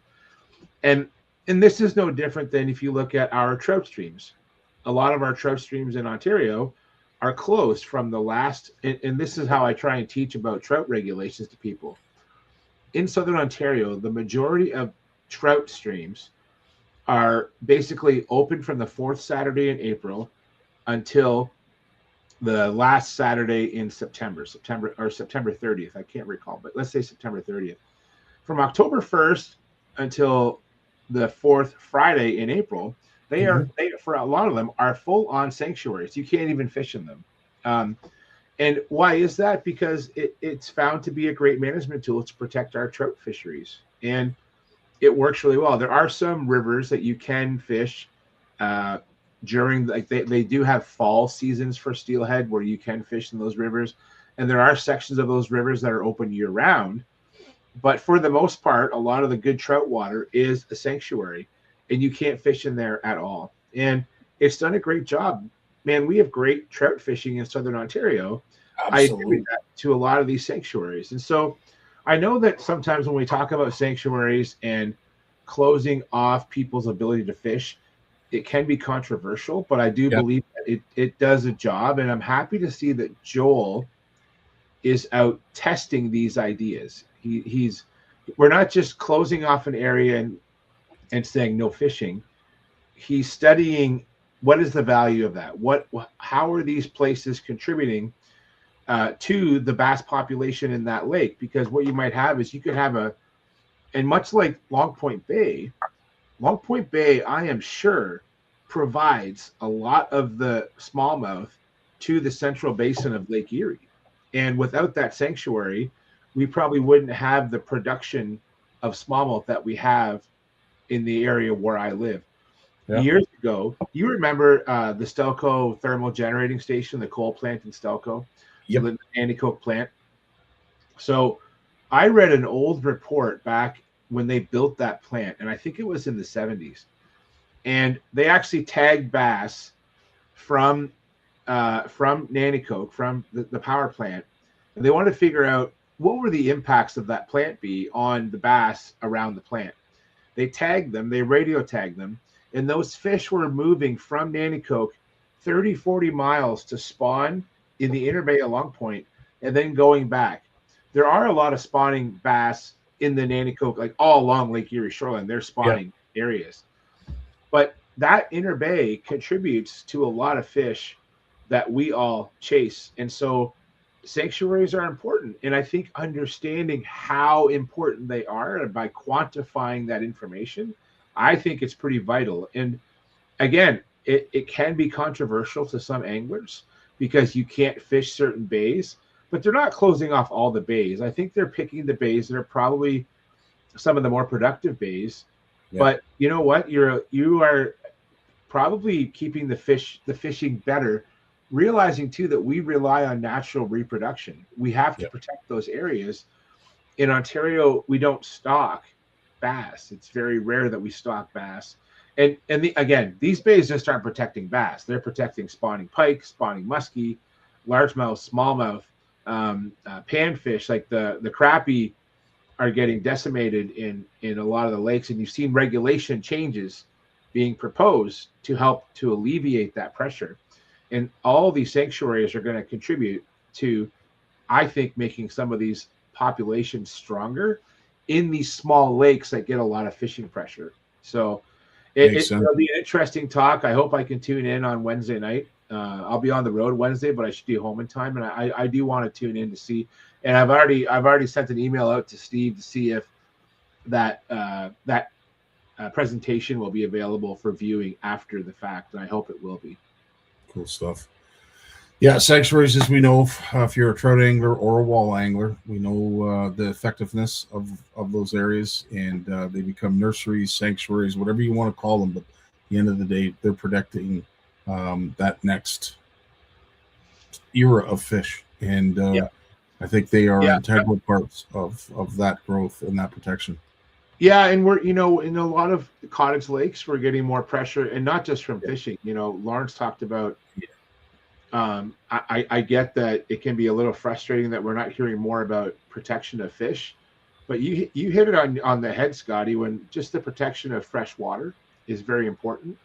And without the habitat, we don't have the fish to catch, right? So all of this works together. And I think that, in these smaller lakes where there's more development pressure, you're seeing more and more people moving out of urban areas, and they're living on these lakes year round, right? So you're seeing more development, more shoreline development, more septic beds going in, just things like that. And so we need to maybe add another layer of protection to our fish stocks. I think that's not a bad thing to consider. So George is obviously bringing up the dark side of nurseries, and that is understanding where they all are and making sure that our reg books are still within reason to read and keep up with. But the more sanctuaries we add, the more we need to know. Yeah, and I'll admit, sometimes I think that I have a pretty good understanding of fisheries regulations, but I still have to look up. Like Trevor and I talk regularly, especially during these in-between seasons, like in spring and fall, when things are opening and closing, and trying to figure out where we can fish, that's permitted. Keeping things clear and understandable. A lot of these sanctuaries in the lakes where Joel's working, from what I talked to Rob Jackson and guys out east, a lot of them are well marked.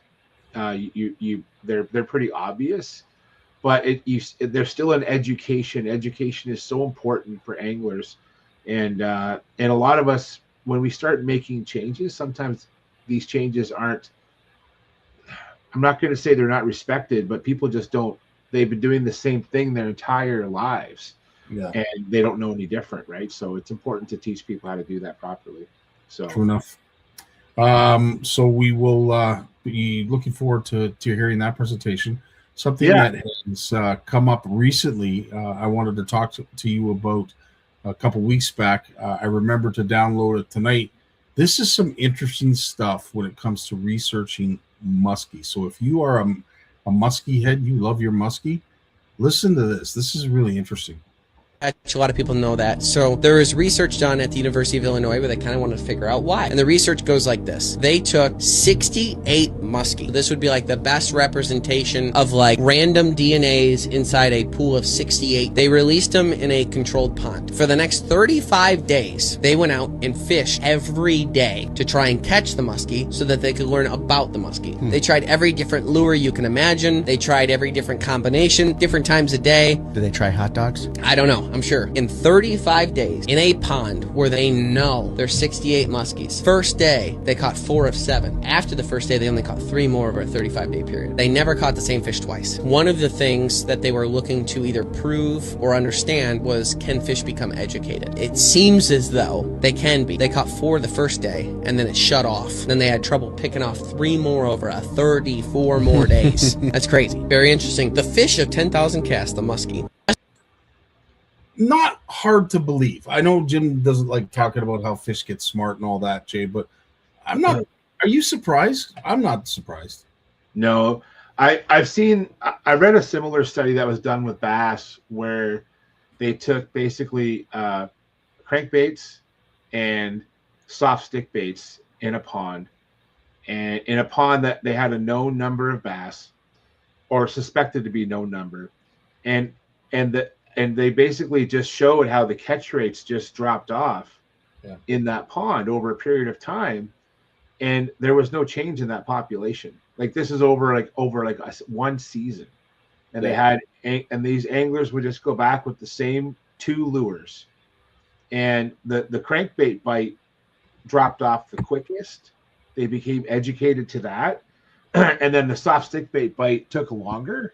But they still eventually, the bite slowed down. I don't think they stopped catching fish, but it basically, just like what they described, just nosedive. Just the catchability just drops right off. And now maybe if they would have changed baits, now in that study, I did watch those videos, and I don't know the whole study. I don't know if they used the same baits, because it would make sense in two ways. It makes sense to use the same baits constantly to see if they become educated, because what happens is if you keep switching baits, you're changing the experiment, right? So every time you add a new bait, you're adding a new treatment to your study. So do you want to do that? But in this case, if they use the same baits and the same presentation, and they showed that just shows that those fish are probably becoming educated. These are top predators. We also don't know. There's with that study, we don't know, Scotty, what was the forage in that pond? Was there just muskies in that pond, or was there a lot of other forage in there that those muskies were able to keep themselves fed?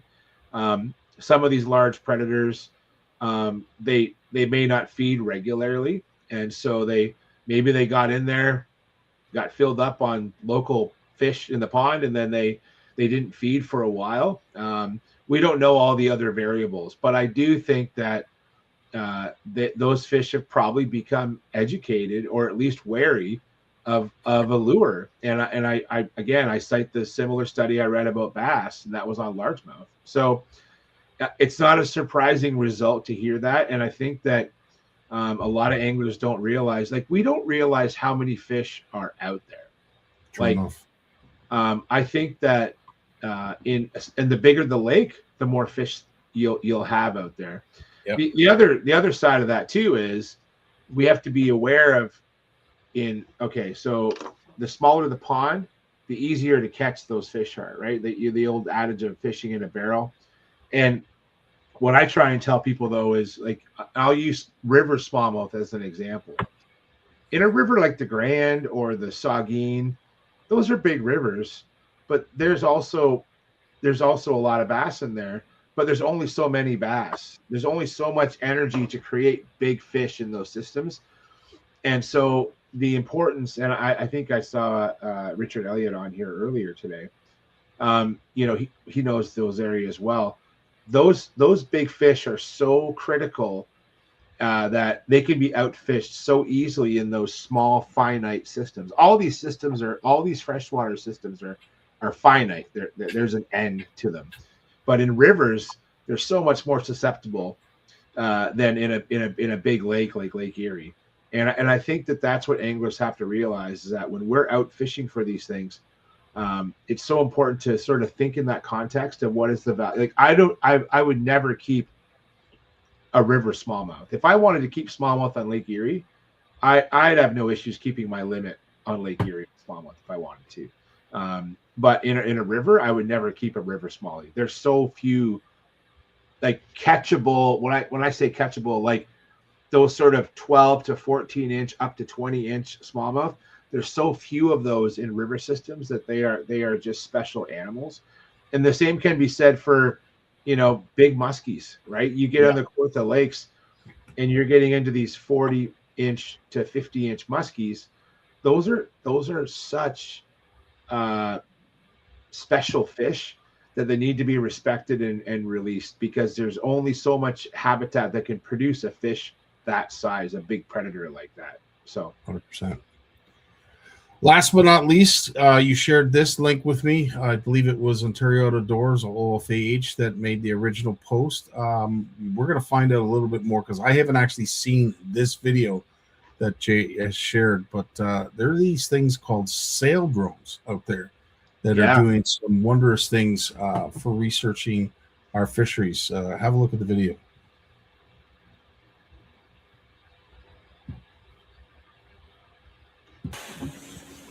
For the first time, the United States Coast Guard is launching unmanned sail drones to patrol the Great Lakes. The first 2 drones on Lake Erie set sail on April 27th. These are huge. They're huge. Each drone is 33 feet long, with a distinctive orange mast that stands 19 feet tall. The drones are solar and wind powered and are equipped with cameras, radar, and technology that can track the transponders of commercial vessels on the lakes. The Coast Guard says the drones, maintained and operated by a California-based company, Sail Drone Incorporated, will be used to monitor boat traffic, gather critical weather information, and when necessary, assist in emergencies on the Great Lakes. The visibility of vessels moving and somebody gets in distress, that hopefully could give us an alert much sooner than we might otherwise get. The sail drones will also be used to gather data to help track criminal activity, especially near the international boundary with Canada. There's always people moving, weapons, drugs. I mean, that you think of the Southeast for that, but it happens on the Great Lakes as well. And so all the Coast Guard units that need it have access to the portal. And if we see something that we think a police agency or our Canadian partners should have, we'll be able to share it with them. Boaters may be concerned about the sail drones as a potential hazard on the lake, especially at night. But the Coast Guard says the drones will be well lit and monitored 24/7 by operators on shore who can take manual control if needed. The Coast Guard is not specific about where the drones are patrolling in Lake Erie, other than to say their primary focus for the time being will be around the maritime border with Canada. It's a safety tool, but it's also a security tool, and that's a good side. If somebody knows where it is, it's a deterrent. But then if somebody knows where it is, they could also avoid it if they're looking to do something illicit. Jack Shea, Fox 8 News in Cleveland. Fascinating. Absolutely fascinating. What they're coming out with now, unreal. I didn't realize that there was that many out there. Now, I've never seen one, and I'm assuming that this is strictly patrolling U.S. waters. And obviously there is a, you heard in the video that they have it's a security monitoring system, right? So they're patrolling the border. But these things are massive. They're They're up to 30 huge. feet long. They're fully equipped with radar and with lights. And now not only are they keeping our waters safe from, let's say, smugglers or other kind of activity, but they're doing some cool fish work too. So what are they doing? Well, they're constantly recording data like water temperature, wind speed, chlorophyll levels, so looking at water quality. And they're also outfitting them with acoustic telemetry, so they're able to track fish. They're able to use hydroacoustics. So hydroacoustics is basically, well, think about what we're doing with our sonar now with recreational sonar. Yep. We send a beam down and we get an image of a school of bait fish on our screen. So with acoustics, with hydroacoustics, what's basically happening is in these fancier systems is that signal goes down, that sound goes down, hits that school of bait fish, it comes back to us, and we can look at the numbers of bait fish, the density of bait fish. So what this does is this gives us a very broad look at the ecology of our Great Lakes without having to have people out there manning them. And I think that, this is, I had somebody, I brought this up to a friend recently, and they made a joke about the self-checkouts at grocery stores. Okay. So are we taking jobs away from people like me? And I don't think so. I think that this just integrates into what we're doing already. And by having this sort of continuous monitoring going on, one, you still need people to man these things. Yep. Two, you still need people to take the data and analyze the data to understand the changes. It also frees up time so that we can be out doing other surveys too. So, colleagues like myself and my counterparts on the U.S. side, they can be doing other things. Like I'm thinking on Lake Erie, one of the big things on Lake Erie, Lawrence touched on this, is commercial fishing, right? So the Lake Erie Assessment Unit, they're working with U.S. partners in New York, in Pennsylvania, in Ohio, and Michigan to manage quotas, and they're out on the boats with the commercial anglers, tracking counts and doing things like that. So these drones are out collecting data while we can be doing other things. I think this just makes more efficient use of our time out on the water, and I think it's a great way to use technology. But these things can't be cheap. Like I know from work, like the federal department has underwater, basically they're unmanned submarines that they release and you control them remotely. And so this works the same way, but because it's on the surface, you can get some of that climate data too, right? Right. But these things are like $250,000 to collect this information. I'm going to guess that those devices right there are probably, I don't know for sure. I should probably ask AI what that is, but I'm going to guess they're probably $500,000 for one of those things. But they're very simple to run. They're solar powered, and they're wind powered, and so they just run it. They just constantly go around. It's like your neighbor with his wireless robot lawnmower, right? Just going around, just collecting data, and all of that's done. And I'll bet you that over time, if you think about the cost, Scotty, of like if you and I were working on Lake Erie and we wanted to go out and collect that same data, we need a vessel as big or bigger than those drones, right? So you're talking, you need a 30-foot plus vessel, like a good seaworthy vessel. That vessel alone is going to cost you $1 million to build, like one vessel, maybe more. And then you have to staff it, right? Yep. And then you can't be out there all the time because people can only work so many hours in a day. And you have to have a crew, probably a crew of 4 or 5 people on there. Like I think about some of the research vessels that we have, like you're talking 3 to 4 people at a time going on long voyages, but they can only work so much. This is just a great way to collect constant data. And then maybe what will happen is, let's say there's these drones might actually tell us, boy, maybe this area of the lake needs some more work. And then we can take ourselves and do more surveys in those areas, perhaps. Like, I think it's just going to help make the best use of our time out there. Is it cheap? No. But I think that if people know the cost of these, and if we want healthy lakes and healthy waterways, I think these are pretty vital. I'd like to see them get a little bit smaller and maybe start. It would be really cool to see this on our inland lakes.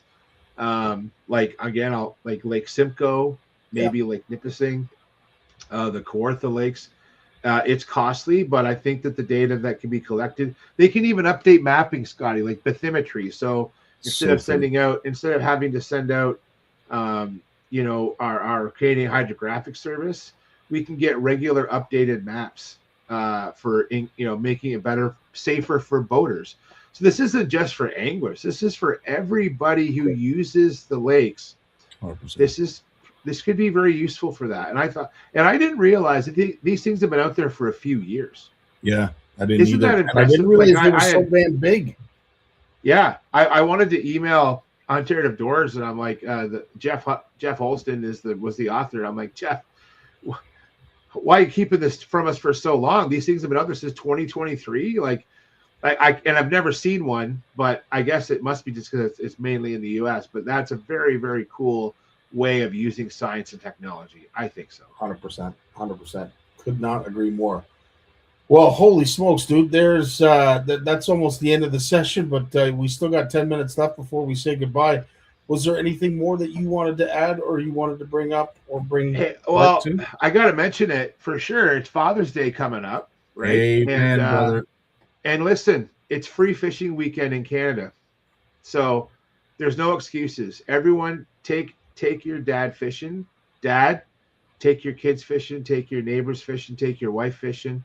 Get out this weekend. It's license free. Enjoy it. Like this is the weekend where if you have a family member or a friend who wants to go fishing, they're not sure about it, tell them this weekend is the time. Exactly. Go out, and it's honestly, dude, it's June.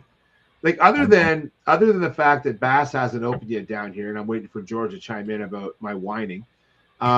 There's a lot of great fishing going on right now, and whether it's panfish, whether it's pike, muskie, walleye, this is a great weekend to get it. I hope the weather cooperates. I'm gonna. I can't say where I'm going yet because it's a surprise, but it's for a buddy. But I hope that to get out this weekend and wet a line, and I'm just quietly waiting for bass season, man. That's all I want to do is just go bass fishing. So. But on that note of Father's Day, let's just say someone from our community has reached out to me and asked, what do you get the man or the woman that has everything as an angler, but you want to get them something that is cool, a bit of a surprise, and handy? Anything that you can think of off the top of your head? Ooh, anything handy. That's a good question, man. I think that I have a lot of chats with a lot of our sales guys on the Berkeley side of things, and we put too much thought. We overthink everything. Dude, this whole show is about overthinking fishing. Let's think. It's so true. Like this entire CFN Live is about overthinking fishing. It's true. And I think that just honestly, probably getting someone a gift card, buddy, is probably the best gift you're going to get somebody for a fishing. Go to your local fishing shop, get a gift card, support local, and there's some great stuff going. Like even right now, I know I saw Mark was on the chat earlier, Mark Penner. They have a great raffle going on right now. If you go in and spend, I think for every $25 you spend at Grimsby Tackle, you get your name in a raffle. I could get it wrong, Mark, and I'm sorry, but check out the Grimsby Tackle Facebook page, and you get in a raffle for a Fluger reel. But just go get in those tackle shops and do it now. And do it before the weekend. And then, and you know what? If you don't go fishing this weekend, take Dad shopping at a tackle shop. Go out, get some lunch, go to a tackle shop. Get some new gear. School's going to be out. Dude, school's going to be out in the next 10 days for a lot of kids. So get out and enjoy it because I'm telling you, man, we're halfway through June. Summer's going fast. It's not even here yet, right? So, 100%. yeah. What With are you that doing for being Father's said, Day, buddy? we have missed. Sorry, go ahead. I was gonna say, what are you doing for Father's Day? What are your plans? I'm hoping, like you, to get out to wet a line.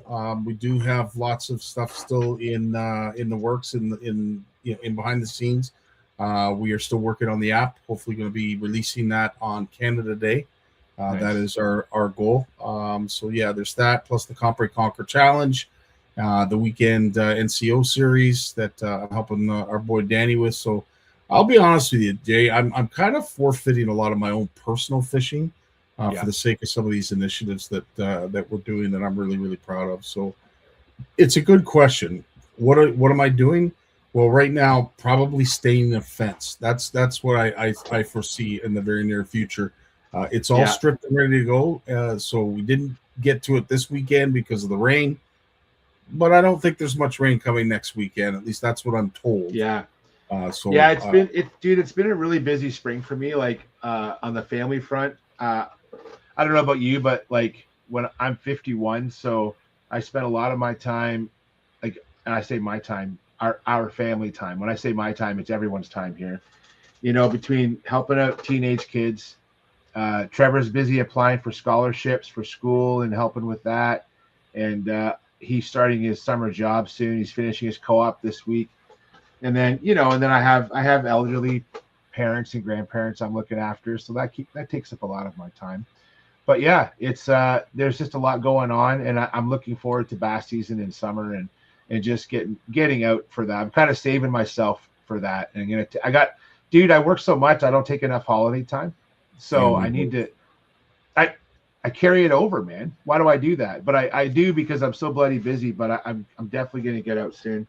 Yeah. Cody, good for you, man. Like the youth qualifiers coming up in 2 weeks. I can't believe like it's almost here. So I know it's crazy. Yeah. It is absolutely crazy. With that being said, we've gone a couple weeks now without, what's the angle with Jay Barnucz? Did we want to implement a skill testing question tonight?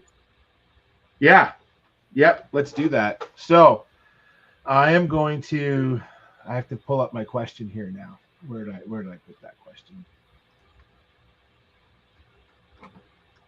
I'm gonna have to make a list of those who have qualified so far. There's at least I think we're up to 6 now that have qualified for a year-end giveaway, which will include a bunch of stuff, including our Made in Canada vendors tackle from Ugly Boys, Adrian's Custom Tackle, and a whole bunch of others. Jay's mentioned that he might throw some Berkeley in as well, so it'll be a jam-packed full of... You know what we're going to do? I'm going to ask... Let's do this. The research seminar that was mentioned in the beginning of my segment. What is the name of the station where this research is happening? 2-part question. Name of the station and the date and time of that seminar. Bingo bango. Name of the station. And I'll give you a clue. It's a biological station. So, and then date and time of that seminar. And let's share that on CFN for people who want to tune in to that. That's awesome. Well, I know he's already qualified, but I know he already knows the answer to this because he's the one that shared the link with me. Yeah. For some of the others who that's why I did it, because I know George already knows the answer. Absolutely, he already knows. So, no because I think that people, these are opportunities, and this has happened since the pandemic, where there's been so much more access to this type of information, where you don't have to attend a conference or a lecture somewhere, where they're bringing it live to you, right? So absolutely. And you know what? I want to give a shout out, a special shout out this week. I want to give a shout out to last week. I was doing a survey up on a little creek up near St. Mary's in Perth County, and in Perth County, they're in it. Oh yeah, to get your answer, you might have to go back and watch the show again, just so people know. Mm-hmm. So in Perth County, where I was, we were down in the creek surveying for these rare mussels. And this site we haven't been to for 10 years. And so we're doing a follow-up check. And this gentleman came down, Isaiah, and Isaiah comes down to the creek, and we're on his property. Nice young man. And he asked me what I was doing there, and I showed him I had some endangered mussels in my hand. I showed him what we were doing. And he said, you know, my grandfather, he owns this, and he loves what you're doing down here. And he goes, can I let him know what you're doing? I said, absolutely, let him know what I'm doing. And as I'm walking away, I said, Isaiah, where does your grandfather live? And he says, oh, a couple miles to the north. And I go, do you have an address? He goes, yeah. I said, I'm going to text you my number. Give me a Google pin and the address. I'm going to go visit your grandfather. Is that okay? I assume he's at home. Oh yeah, Grandma and him are always at home. Perfect. I'm going to go visit. I'll go tell him I'm dropping by on the way after work. So after we finished our survey around 4:30, we load up the crew in the truck. We headed over to Ernie's place, and we got invited to Ernie's house, Ernie and his wife, and we had the most wonderful visit with this couple. Ernie has lived on that farm, or I think he's got a couple farms. I don't know his age. He's got to be close to 90 when I did the math. And he knows all about the creek. And I got to listen to him tell me how the creek used to flow and how it's changed over time and the different fish in the river. And he's not a biologist. He's not professionally trained, but he's lived there his entire life. They're Dutch immigrants from way back. And I had a wonderful conversation with a farmer. Now, I know I'm partial to that because I grew up on farms around here. My grandfather farmed. But having a conversation with that couple, hearing about how they are stewards of their land and they love what we're doing, and we're going to go take a care package to them. We have to go back and survey the fish at this site probably in August. So we're going to take a care package there with some literature on what we're doing and what we do. And that's the stuff that fills my cup, man. That fills my cup. Like being able to talk to landowners who truly care about their land, and not only and they're farmers. They farm the land, they use the land, but they take care of that fresh water for us, and they want to make sure that their creek is healthy. And we were able to relay that information to them, and just making a friend, man, making a friend. And awesome. Part of my job is I love visiting. I call them kitchen chats when you get invited in the kitchen. Yep. And you might sit down, you might just stand there for 20, 30 minutes and just have a conversation with them. And I know that in today's world, there's a lot of worry about trespassers and government and things like that. A lot of my run-ins are this kind of positive stuff. And so shout out to Ernie and his wife, and just how gracious they are. And I know there's lots of people like them out there. I don't want to say I wish there was more, because they vastly outnumber the ones who are doing bad. And so shout out to them, and let's learn to respect our elders for what they teach us about fishing and the outdoors. And shout out to them. That's awesome. Well said. So George has put an answer in the comments. I don't know if this is acceptable enough, if there's a key word that you were looking for. No, it's acceptable, but someone else has to. George already won. Well, and unfortunately, we haven't put a limit on how many times you can qualify. I know. I'm just joking. Don't worry. The Berkeley prize pack, George. Don't worry. I know that's why you keep chiming in, George. So don't you worry. Right on, Jay. Well, thanks so much for your time, pal. Keep up the great work. And if you do get out on the weekend and wet a line, happy Father's Day. You deserve it. You too, buddy. You too. Hey, buddy. Be good. All the best. See ya. Enjoy. That is the end of our show. Thanks so much for everybody who has joined us and left some great comments. That is the correct answer. So, George, you have qualified yet again. Thanks so much for that. Thanks so much for Jay, Jim, and Lawrence. Of course, everything that they bring to our community and our CFN Live. Can't thank you enough. Tourney Tuesday returns tomorrow with me and Mike Consul. And then, of course, the Power Hour on Wednesday. So it's going to be a busy week. Hang on to your hats. It's just getting started.